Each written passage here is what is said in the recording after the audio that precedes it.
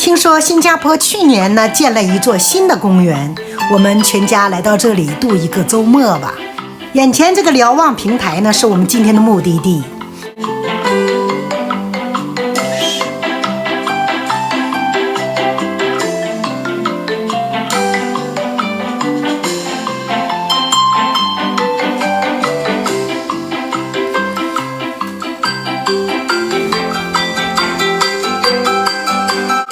穿过了长廊和天桥，我们来到了这个公园，叫什么名字呢？看，就叫新加坡打靶场公园。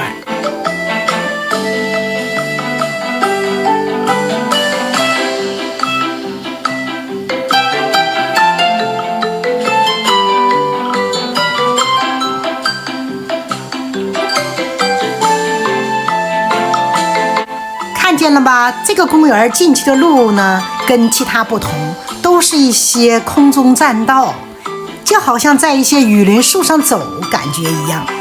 打靶场公园呢是66公顷，与新加坡最高峰布克提马山峰那个公园保护区呢是连着的。在这里呢，进入了园林，主要呢是可以眺望整个新加坡。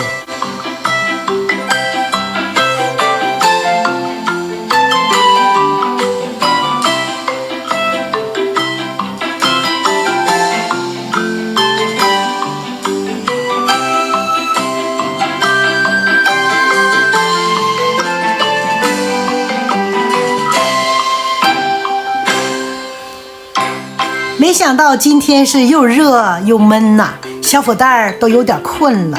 我给他录像的时候呢，他还是跟我直摆手呢。因为这个公园坐落在雨林里，小伙蛋妈妈特意的给小伙蛋穿上了非常鲜艳的衣服，说一旦进入雨林，别让小猴子给偷跑了。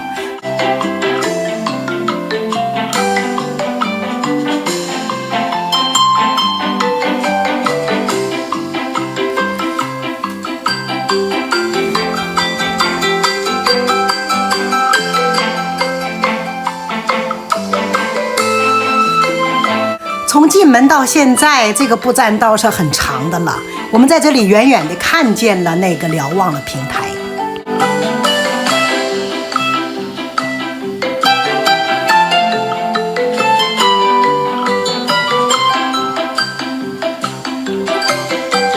想登上平台呢，必须要经过一段非常难走的路，这段路呢都是石头。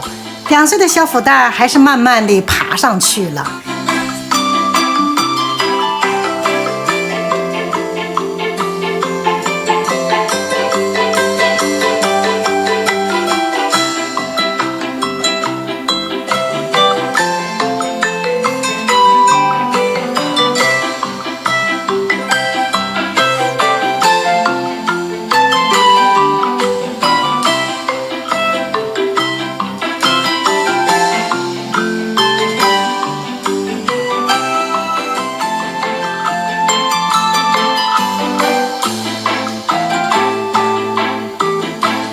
在新加坡，小朋友们生活在高楼大厦里，有这么一段比较艰险的路呢，让小孩子们爬一爬、走一走，对小孩子的身心健康和锻炼都非常有好处。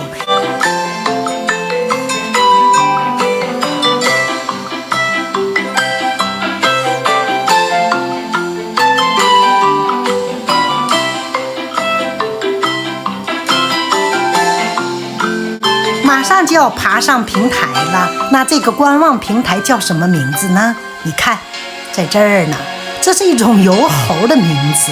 这种猴子呢，它身上有一种膜可以飞，这种猴子生活在东南亚一带。那么这个平台就以这种疣猴的名字命名。在这个鸟窝状的平台上，可以眺望新加坡全景，很远很远的。我把镜头拉进来，我们看一看，在雨林当中看见一些高楼大厦。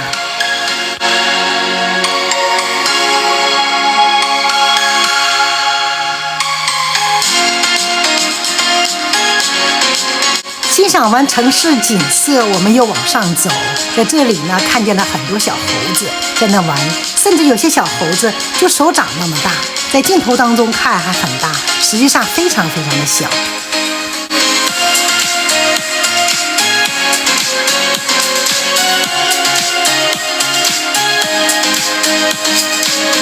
走着走着，倾盆大雨就来了。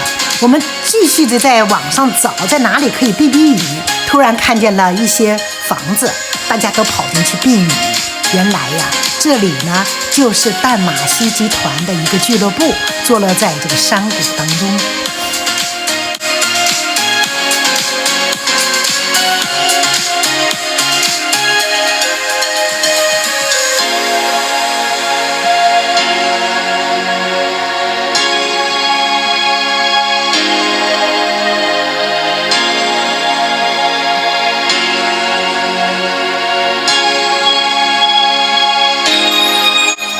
雨慢慢变小了，我们继续去徒步吧。这时小福袋儿真的是困了，又累又困。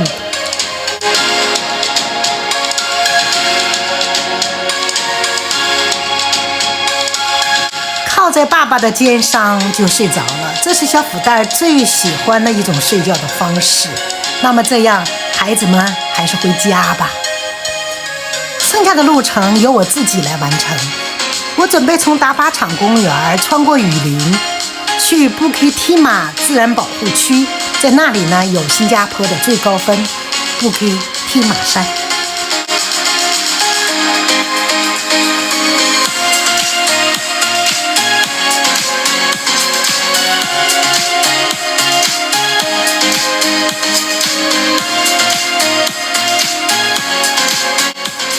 雨林到这里，我大概用了半个小时的时间。